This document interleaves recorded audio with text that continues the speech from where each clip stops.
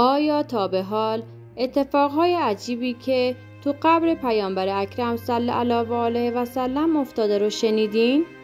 یا اتفاقهای عجیبی که واسه کسایی که سالها قبل واسه دزدیدن جسد پیامبر نقشه کشیده بودن رو چطور شنیدین؟ تو این ویدیو قرار چیزهایی رو بشنوین که از شنیدنش مو بر تنتون سیخ میشه. اگر آماده هستید ویدیو رو شروع کنیم. پیامبر خدا از زمان مرگشون خبر داشتن و به همین خاطرم با همه اهل مدینه ودا کردند و در روز دوشنبه در مدینه از دنیا رفتند. بعد از دنیا رفتن پیامبر صحابه تو فکر بودند که بدن حضرت محمد رو کجا دفن کنند. در نهایت صحابه تصمیم گرفتند قبر رسول خدا رو در مسجد النبی قرار بدن. خلاصه جسد پیامبر اکرم صلی الله علیه و سلم رو در مدینه به خاک سپردن.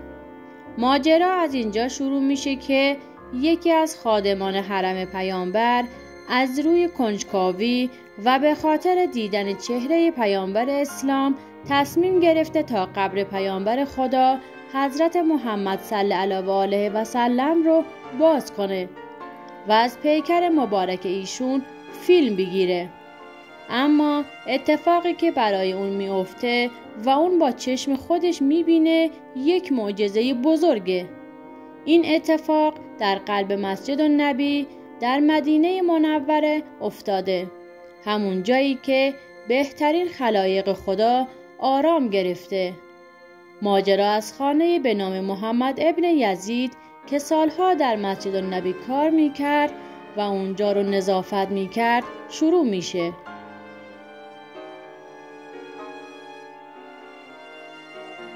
محمد ابن یزید در شب تاریک در حوالی ساعت 2 بامداد از نیمه شب تصمیم هولناکی میگیره.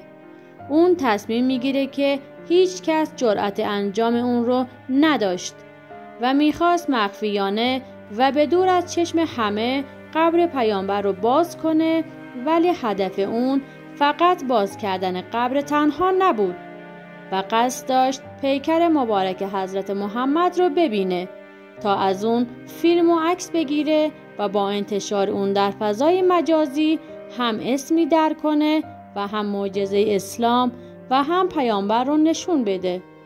اون شب وقتی همه همکاران و هم اتاقش خوابیدن، اون با دستان لرزان تبر و بیل خود را برداشت و آرام آرام نزدیک مقبره پیامبر شد. نزدیکتر رفت و تبر خودش رو بالا برد و شروع به کندن زمین کرد. اما هنوز به ضربه 3 و 4 نرسیده بود که ناگهان اتفاق باور نکردنی افتاد.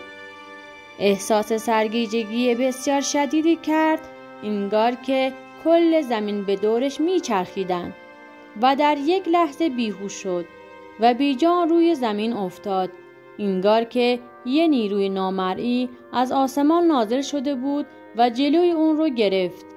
در همون لحظه دوستش با شنیدن ضربه ها هراسان از خواب بیدار شد و به سمت صدا دوید. وقتی که رسید با صحنه وحشتناکی روبرو شد. یک طرف محمد ابن یزید بیهوش روی زمین افتاده بود و از یک طرف دیگه هم تبر و بیلش کنار قبر پیامبر اکرم افتاده بود. عبدالهادی از شدت ترس به لرزه افتاد و با صدای بلند فریاد زد: وای بر ما! خطر بزرگی در راهه. بیاید ببینید چه اتفاق عجیبی در مقبره رسول خدا افتاده. بقیه خادما هم با شنیدن صدای عبدالهادی از خواب پریدن و با عجله اومدن و اون صحنه عجیب رو دیدن. همه متعجب بودن که چطور ممکنه مردی که خودش رو مؤمن میدونست و حرف از دین و اسلام میزد چنین اشتباهی ازش سر زده، اونم نسبت به حریم پیامبر خدا. بعد از چند ساعت محمد ابن یزید به هوش آمد و دوستاش از او پرسیدن: محمد، تو اون موقع شب با تبر و بیل بالای سر قبر پیامبر چی کار میکردی؟ محمد ابن یزید که گویا خودش رو در انتهای راه دیده بود با وحشت همه چیز رو اعتراف کرد. اون با گریه و زاری و حسرت گفت من فقط میخواستم محبوبم رسول خدا رو ببینم. آرزوی دیدن چهره رسول خدا را داشتم. این اولین باری نبود که چنین فکری به سرم زد. به تاریخ خوش اومدین. خوشحال میشم نظراتتون رو با ما هم به اشتراک بذارید. من قبلا هم سعی کرده بودم که مرقد رسول خدا رو باز کنم، اما هر بار با همین صحنه روبرو شدم و هر بار به محض نزدیک شدن به قبر رسول خدا بیهوش روی زمین می افتادم، انگار که یه نیروی غیبی مانع من می شد.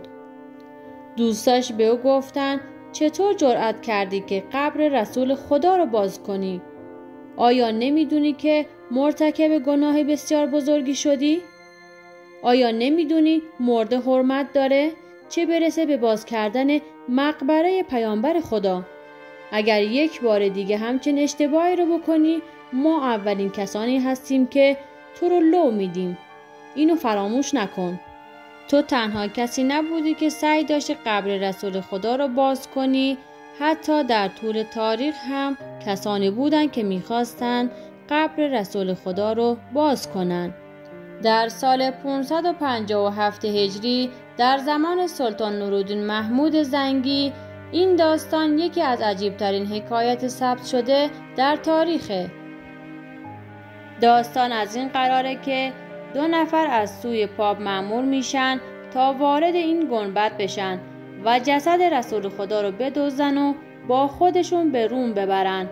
اتفاقی هم که واسه این 2 نفر افتاد همه رو متعجب کرد. میریم به دوران حاکمیت سلطان نورالدین محمود زنگی. پاپ با همراه روحانی‌هاش دوری هم جمع میشن و نقشه پلیدی رو میکشن و هدفشون از این نقشه لطمه زدن به دین و حکومت مسلمانان جهان بود. پاپ برای عملی شدن این نقشه به چند تا از نفراتش وعده ثروت زیادی یا حتی بیشتر از ثروت فرعون رو میده.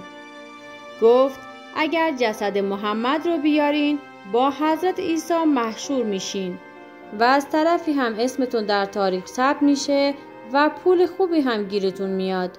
این 2 نفر از روم به مدینه میان، لباس و ظاهرشون هم کاملا عوض میکنن و خودشون هم به شکل مسلمانان در میارن و خیلی خوب هم عربی صحبت میکنن. این 2 نفر به بهونه زیارت قبر پیامبر از مصر وارد مدینه میشن و در نزدیکی مسجد النبی خونه‌ای کرایه میکنن و در اونجا ساکن میشن. آن 2 به فقرای مدینه کمک میکردن و از این راه اعتماد و علاقه خیلی از مردم رو به خودشون جلب کردن و هر وقت موقع نماز میشد به مسجد النبی میرفتن و بعد از نماز خواندن قبر پیامبر رو هم زیارت میکردن. آن 2 نفر در این کار خیلی خبره بودن. خلاصه در روز به این جور کارها مشغول بودن. وقتی که شب شروع میشد شروع به کندن تونل به قبر پیامبر میکردن. هیچ کس نباید از این کار خبردار میشد. به همین دلیل هر روز به قبرستان میرفتن و اون خاکهای کنده شده رو داخل جیبهاشون میکردن و به بهانه زیارت اهل قبور به قبرستان میرفتن و این خاکها رو اینجا خالی میکردن. یواش یواش از تونلی که کنده بودن به قبر پیامبر نزدیک میشدن، در حالی که مردم مدینه بیخبر بودن از اینکه تونل بزرگی در زیر پاشون کنده میشه. آن 2 مرد خیلی خوشحال بودن که داشتن به قبر رسول خدا نزدیک می شدن. چیزی که فکرشم نمی کردن اتفاق افتاد. روزی سلطان نورالدین در خواب دید که پیامبر اکرم به سمت 2 مرد بور و سفید اشاره میکنه و با صدای پر از غم میگوید تو توطئه این 2 نفر رو خنثی کن. نورالدین وحشت زده از خواب پرید و وضو گرفت و نماز خواند. اما شب بعد هم دوباره همون خواب رو دید. عجیب اینجا بود که این خواب بیش از 3 شب پشت سر هم تکرار شد. و هر بار پیامبر اکرم به آن دو مرد بور اشاره می کرد و می فرمودند تو توطئه این دو نفر رو خنثی کن. اینجا بود که سلطان نورالدین هیچ تردیدی رو به خودش راه نداد و همراه وزیرش راهی مدینه شد.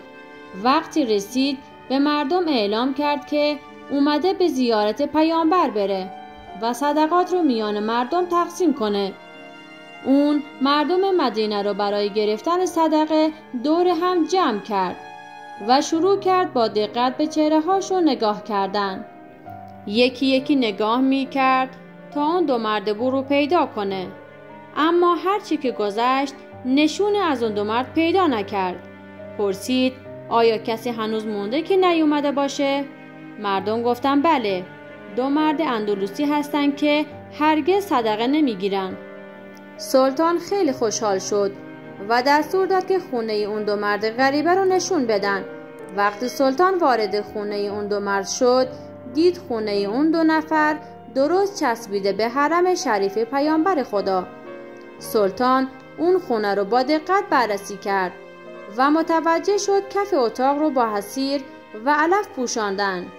سلطان اون حصیر رو کنار زد و ناگهان صحنه عجیبی رو دید. تونل زیرزمینی اونجا حفر شده بود که مستقیم به قبر پیامبر می رسید. مردم با وحشت فریاد زدند و سلطان دستور داد اون دو مرد رو بیارین و اینقدر شکنجه کنین که مجبور بشن حقیقت رو بگن. آن دو اصلا مسلمان نبودند، بلکه دو مسیحی بودند که با لباس مسلمان ها در میان کاروان حجاج مغربی وارد مدینه شده بودند. دشمنانشون برای انجام این مأموریت پول فراوانی به اونها داده بودند و هدفشون نبش قبر پیامبر و ربودن جسد پیامبر خدا بود. سلطان با شنیدن این اعترافها به گریه افتاد، گریه شدیدی که از شکر خدا که اون رو وسیله‌ای برای حفاظت از پیامبر خدا انتخاب کرد. سپس فرمان داد فوراً اون دو نفر رو اعدام کنن تا همه بدونن حرمت قبر پیامبر دست نیافتنی است. چرا هیچ قدرت و هیچ حکومتی و هیچ فتنه‌ای نتونسته جسد پیامبر اسلام رو جابجا کنه. بعد از این اتفاق امنیت قبر پیامبر رو افزایش میدن. اول از همه تونل رو پر میکنن، بعد اطراف قبر پیامبر رو میکنن و توی این فضاها سرب ذوب شده میریزن. به این ترتیب تمامی راههای قبر رسول خدا ایمن میشه. خداوند به همه ما زیارت قبر پیامبر عزیزمون رو نصیب کنه.